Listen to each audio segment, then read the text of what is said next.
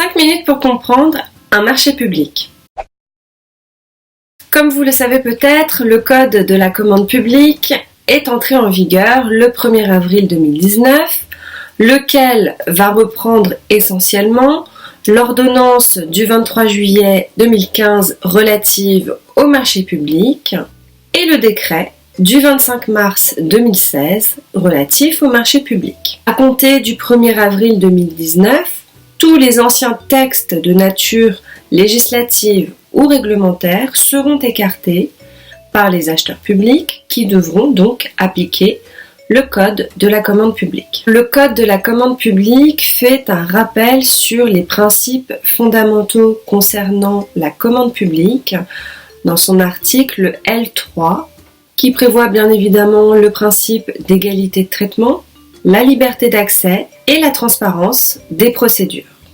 S'agissant maintenant du marché public, je vous laisse aller regarder l'article L1111-1 du Code de la commande publique. Cet article dispose qu'un marché est un contrat conclu par un ou plusieurs acheteurs soumis au présent code avec un ou plusieurs opérateurs économiques pour répondre à leurs besoins en matière de travaux, de fournitures ou de services, en contrepartie d'un prix ou de tout équivalent. On a donc ici tout d'abord un accord de volonté entre les parties. Les actes unilatéraux ne sont pas des marchés publics. Faites attention aux subventions. L'article 1100-1 du Code de la commande publique exclut les subventions des marchés publics. Faites attention à l'origine du projet subventionné. Est-il privé ou public?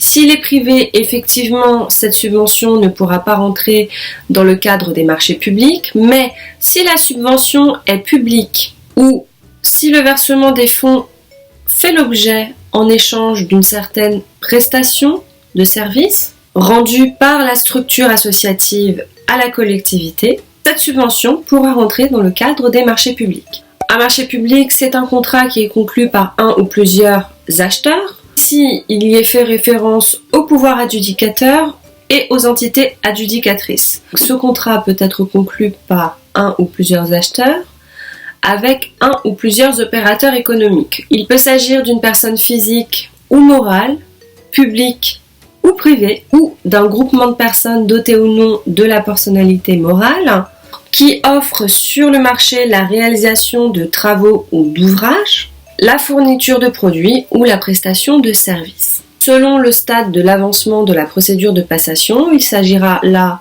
soit d'un candidat, soit d'un soumissionnaire. Un marché public va répondre à des besoins, que ce soit en termes de travaux, de fournitures, ou de services.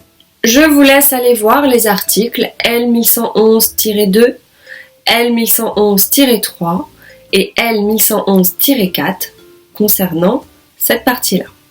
En contrepartie d'un prix ou de tout équivalent, un marché public suppose qu'une charge pèse sur l'acheteur en contrepartie d'une prestation fournie. La plupart du temps, le marché donnera lieu au paiement d'un prix.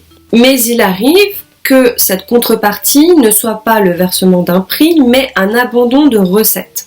C'est le cas, par exemple, de l'autorisation donnée aux co-contractants d'exploiter le mobilier urbain.